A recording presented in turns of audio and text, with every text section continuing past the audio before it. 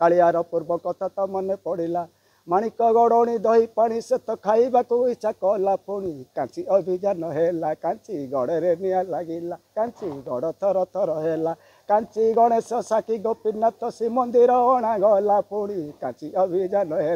रूपांबिका कर प्रेम जे सत्य है उत्कलर पद्मा भाती रावे रूपे बहु हेले आज कांची अभियान है कालियार पुनः मन चाहिला जगन्नाथ संस्कृति प्रचार प्रसारण करने आम गोटे उद्यम व्यवहार करुँ विभिन्न प्रकार प्रचार प्रसारण हो जगन्नाथ विषय वस्तु उपर किंतु जो कांची अभियान कांची कावेरी उपाख्यान जगन्नाथकर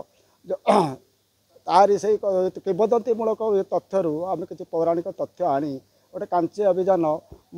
विषय वस्तु प्रस्तुत करुँ आज तार नृत्य संगीत एवं अभिनय माध्यम गोटे डांस परिवेशन कर वीणापाणी नाट्य संस्था आयोजन एवं रंगीला डांस ग्रुप निर्देशन नृत्यशिल्पी मैंने आज अभिनय करेंगे कांची अभियान यार उद्देश्य एवं आलेख्य है जे भविष्य में आम कांची अभियान विषय वस्तु को नहीं गोटे विश्वविख्यात थिएटर कांची अभियान करूँ तेणु आज तार केवल ट्रेलर देखा गोटे सूचना प्रदान करुचु तेणु मु दिलीप स्वाई जे निर्देशना दायित्व बहन कर बहुत उद्यमशील एवं प्रतिभावान तेणु तांकर उद्यम जो आज ये कार्यक्रम आगे चली भविष्य जगन्नाथ महाप्रभु कार्यक्रम निश्चय आगे चलो आपण मान समस्त ओडावासी आपण मीडिया भाई मान समस्त सहयोग हेले आज ये कांची अभियान विषय वस्तु दिने विश्व स्तर में लोक मैंने जानवे कांची अभियान कौन कालियार पूर्व कथा तो मन पड़ा माणिक गड़णी दही पानी से तो खाइबा को इच्छा कला पुणी कांची अभियान है कांची गड़े निआ लगिला कांची गड़ थर थर है कांची गणेश साखी गोपीनाथ श्रीमंदिर अणा गला पुणी कांची अभियान है रूपांबिका कर प्रेम जे सत्य है उत्कलर पद्मा भाती रावे रूपे बहु हेले आज कांची अभियान है कालियार पुनः मन चाहिला तेणु जगन्नाथ संस्कृति आपण मैंने जानी जदि जगन्नाथ न चाहिए कौन विषय काम कहीं करें जगन्नाथ सब उत्सव महोत्सव चली जगन्नाथ निश्चित भाग में चाहते पुणी कांची अभियान हो मो मन भितर मानसिक भितर आंदोलित करुँच मुझे लिखि चली महाप्रभु विश्व ब्रह्मांड ठाकुर से किंवदंतीमूलक विषय कांची अभियान जगन्नाथ क्रिएटिव गोटे जिनस कराऊँगी गोटे कराऊँगी आमर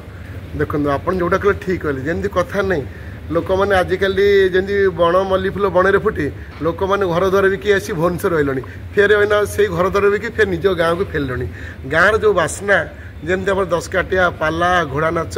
चैताली आपन देखते आगुरी कौन गीति नाटक होता से जो गीति नाटक मजा एवं कौन सी नाटक कहीं पुना से आम सब दर्शक देखू जो परंपरा लोक भूली जाते केमती आम पूर्ण उद्धार करोग्राफी प्रयोजक भी अच्छा कठिन होता आदि बहुत कठिन अच्छी तापर पिला छोट छोट पिला एक्टिंग करा बहुत कष्ट आमको 15 दिन शिखाई पिला बहुत भल प्रदर्शन करेंगे ये झील तो आम बहुत राणी ये राजा ये आमर राजकुमारी ये सब सखी फकी अलग आउरी पिला भी मेकअप होती भाई दूरदर्शन आप कहते सरकार निवेदन करेंगे दूरदर्शन केवल कौन स्टार्ट हो दूरदर्शन आमर यही 8 मास भितर स्टार्ट कर मोर जड़े से बड़ भाई अच्छा दीपेशर मानसिंह आम कथा से टोटाल आमर मिनिमम 1000 आर्टिस्ट ये रोल करेंगे छोटू बड़ 1000 आर्टिस्ट रोल करेंगे प्रति वीक्रे ये बाजी कांची क्या उद्देश्य एटा उद्देश्य हूँ आमर रंगीला डांस ग्रुप वीणापाणी नाट्य संस्था दुईज मिलित उद्योग कांची अभियान हूँ आमर गोटे